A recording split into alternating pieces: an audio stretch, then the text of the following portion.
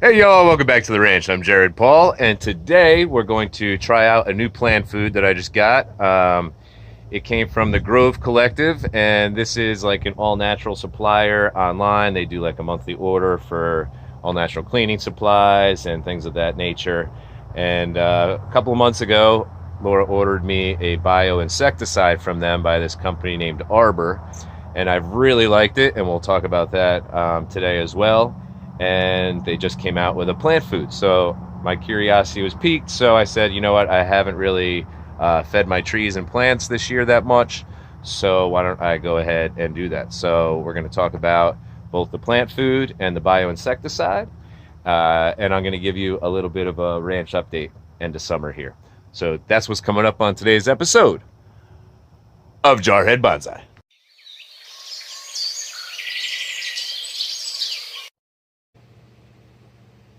All right, y'all. So first, why don't we talk about the bioinsecticide? So this is the name of the company, Arber. I'm going to put the links to how we order it in the description below. You know, if you want to check it out, cool. If not, no big deal. It'll be fun research for you anyways. So this one, it says it protects from mites, thrips, aphids, white flies. And the thing that was appealing to me was that I have like chili pepper plants and some lemon plants and things like that. So I didn't want to be using the pesticide granules on plants that fruit. And even with, you know, having a baby now, I just don't want like those pesticides in the house in my plants. So I wanted something more organic, and this was the answer. So you can spray it directly on the leaves, under the leaves. It did great with white flies. And it didn't really burn up the foliage like some of the other, insecticides that I've used that spray directly on the leaves. So that was cool, because then you always have to defoliate. Y'all know what I'm talking about if you've had insects attack and then you've had to spray for them. So what I found is the best method actually for these as a preventative is I mix like a shot glass size into a spray bottle with warm water, shake it up good, and then I spray the soil, and then I like spray the trunk line and maybe a little bit under the bottom leaves of the trees, and it's been working mint.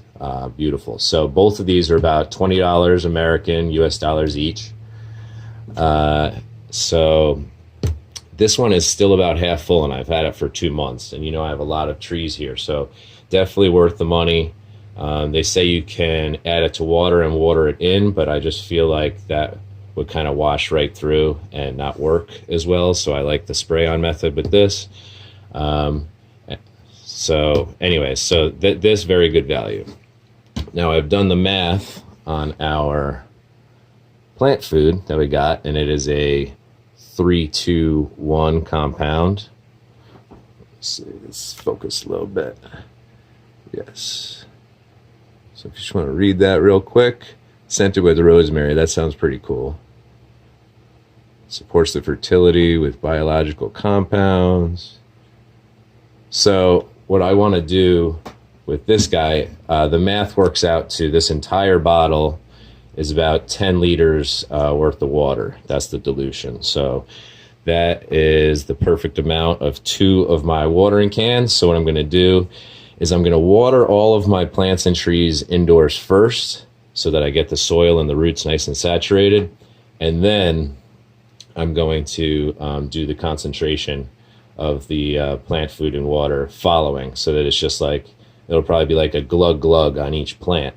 So I want that higher concentration to be in the roots when they're already saturated, rather than like watering it in a little bit and then following it with water. I feel like that would just, flush the root system with all the new plant food. So I think as a tester, that's going to be my first choice and what I'm going to go with. And so I'm sure within like a week or 2 weeks, we'll see how effective this plant food was with that technique. So with that being said, one application for $20 for all of my plants, that's a little steep. So I probably won't order this one again unless there's like such insane results that I can justify, once a month spending $20 on plant food. All right, cool. So I'm going to go water everything in, and then I will show so I will fill this all the way up. That's 5 liters, and I'll pour half of this in here. After shaking the hell out of it, it says to agitate it a lot, and then ensure when you're watering if you're not watering continuously, to re-agitate it if you take a break or whatever. So I guess that's really important. So see, it supports a more vigorous plant with greener leaves and bigger blooms. So this is specific for indoor plants. It doesn't necessarily say bonsai trees, but I like the lower numbers. Some of the plant food is just like 20, 20, 20, and it's just like, I don't want my bonsai trees growing that quickly. It's just too much. So I'm intrigued by the low numbers, and it says it's derived from food protein, hydrolysate, fish protein, hydrolysate, stabilized with phosphoric acid and potassium sulfate. So, yes.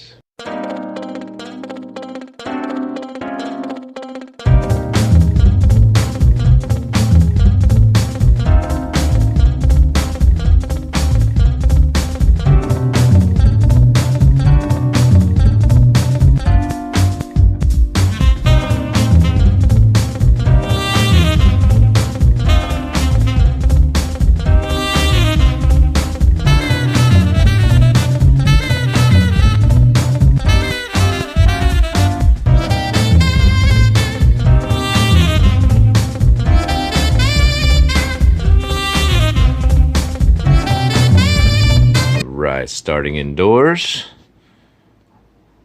we got that Norfolk pine, and this Norfolk pine awaiting a repot, and that's going to be epic. I'm excited for that. But I reorganized this area. It's kind of like succulent and jade corner, and then that nice little topper with the Norfolk pines. There's 4 of them in there.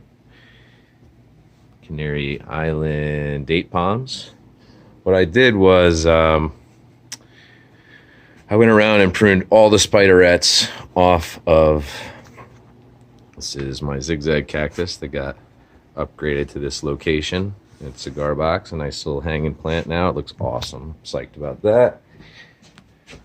So what had happened was I had lots of house plants just grow absolutely insanely wild, and I grew a lot of bonsais from seeds. So now I'm actually getting trees that deserve, their own space to be displayed and shown and grown, like not just things all growing on top of each other. So I cleared this up. So I got Schefflera and a Dilonix regia and money tree clump style. Just really wanted to spread everything out, give it its own space. Over here was just a massive spider plant. I pruned it back, put it as a backdrop. It's not like that fern back there can grow. I have a money tree and a Schefflera growing from cuttings there. I wanted everything to have its own space. So the only place indoors that I still need to tidy is right here. I have a blue Jacaranda forest. This is like a cutting tray where I just like stick cuttings in and get them to root, which has been taken over by this plant, dropped seeds, and so now there's a huge plant growing out of it, or multiple. That needs sorting. And then I just pruned this the other day. This is bamboo and some pencil cactus. So when I remove the air conditioner for the season, which is probably this weekend because it's middle of September and it just it doesn't stay hot enough to warrant the air conditioners. I got some nice industrial fans that'll do the job. So I'll get that out of the window, and I'll be able to bring plants back in here on display. They're usually on display. So my goal is to get those sorted so they each have their own area and can be appreciated, because they are pretty cool if they're not just mashed up together. All right, y'all. So you got a quick little shot of some of my new areas inside when I was watering. I've applied all of the plant food, so I'm excited to see how that turns out. I'll let y'all know. So it's a beautiful time of year. We have mid-70s during the day, sunny, cloudy, no matter what, it's nice out. So I've got my arborvitae and my pines. They did really nicely this year. Really excited. You know, things are starting to come into their own. These are the London plane trees. Laura got me 5 bare rooted and 4 survived, so that's cool. Blueberries growing like crazy. Like, look at that. Talk about a sacrificial limb. And yeah, Bruce Lee's just chilling out. He's loving this weather too. He's turning 12 next month. Getting up there, the old guy. We have some, this is actually a lemon tree, so unripened lemons.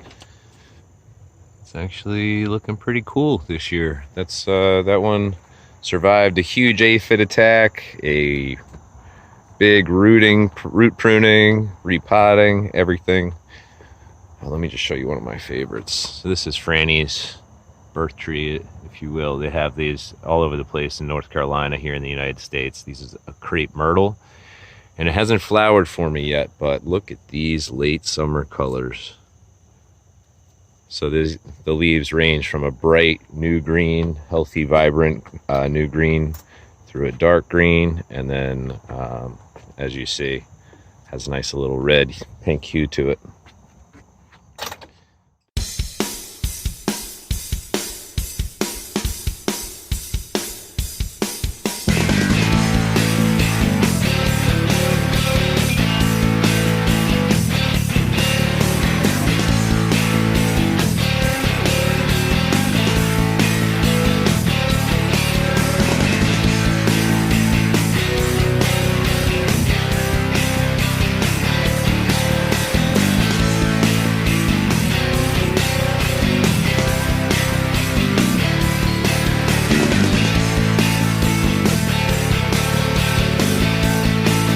You know, it's been repotted, or it was grown from seeds, so now it's finally becoming a tree. So I'm really excited about this year. Everything came out of overwintering relatively well. So over here is where I overwintered last year, my cold hardy trees. And the mistake I made wasn't the mulch. The mulch did a great job at keeping the roots warm and everything else. And there was a lot of snow insulation, so they got some good watering. However, when it rains, that gutter there blocks to like here. And I didn't notice it until the spring.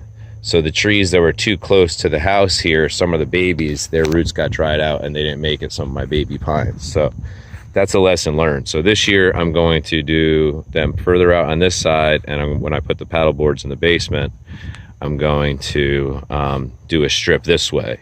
And then I believe I have a greenhouse tarp that I'm going to utilize as a windbreak and tie that across here. So, I mean, I still have to go this way every day to let the chickens out and put them back up. But if I have a windbreak, I could duck under that fine. And I think that'll work well. So they'll be exposed to get all the precipitation and none of the wind. And then the bark mulch that I have tons of will insulate the roots and the pots and stuff. So that's the plan. I'm going to try to have a lot more trees overwinter outside than in the basement this year, now that they're more established, you know, going on 3-4 years old. So a dead weeping cherry. I still put the mulch in there because I just weeded and I want it to look nice end of season. And these are 3 blueberry bushes. They gave us tons of blueberries this year. And I'm going to be putting these 2 apple trees, this one over here and that one right there, into that tub in early spring. And then I'm going to utilize those 2 pots for some sort of garden trees or something like that. So, little project I've been working on. I repurposed the top part of someone's privacy fence to initially build this raised tree bed. And the wood was just getting really old, and I felt like it was gonna, like the sides were gonna explode out. So I have a little bit of the fencing that I did these fencings with here. That was recycled to begin with, those fencing. So this is like the recycled pieces of the recycled fence that I'm trying to piece together. I just ran out of screws, and I'm gonna complete the rectangle best I can with the pieces that I have left. And then I'm going to use some L brackets that I have and then screw those together around the corner so that it doesn't explode.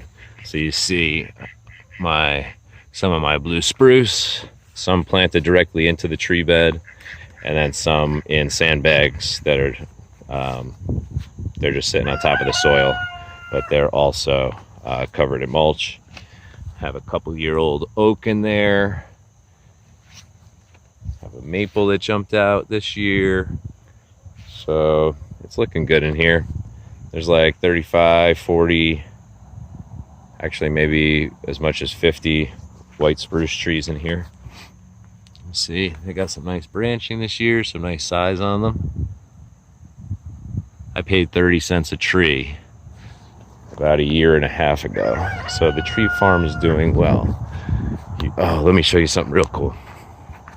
Okay. So this was the initial plan when we put the coop here. There's this natural viney weed thing that takes over, and we noticed it was crawling up those trees, and we wanted it to give a natural roof to the coop. So that's why we put that mesh wiring for the roof, and it's actually working now. You see, it's crawling covered and roofed in, and then you see it's made it, some of it's made it across the middle and even over there.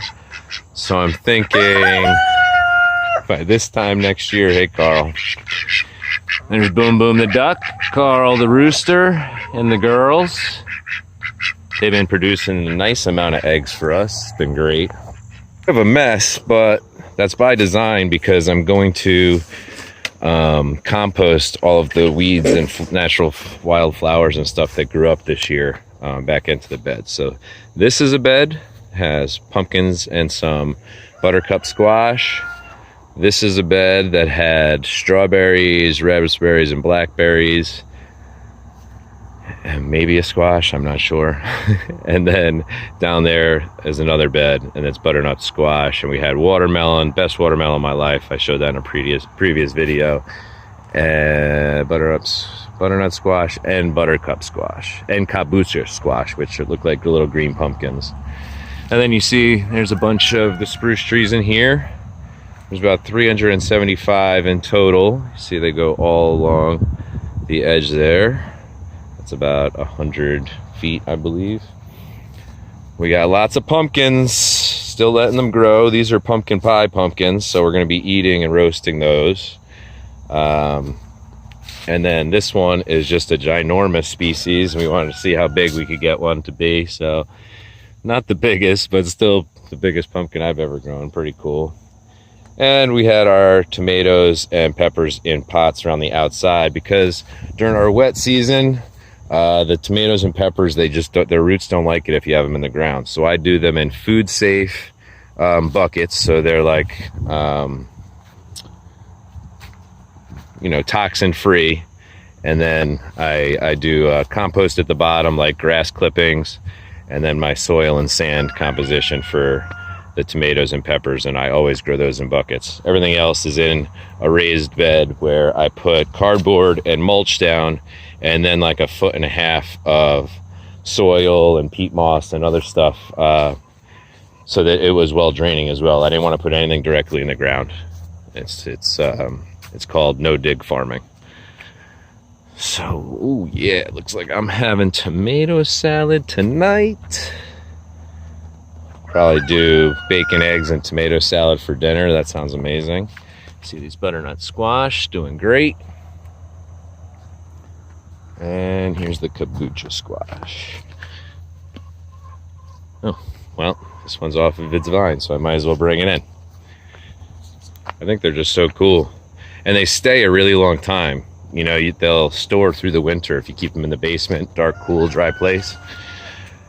So that's why we did all of the veggies and things that we did, so that, you know, when we feel like them, we could have them. But unlike zucchini and some of the other fruits and veggies that you can grow, cucumbers and things, these stay a long time. So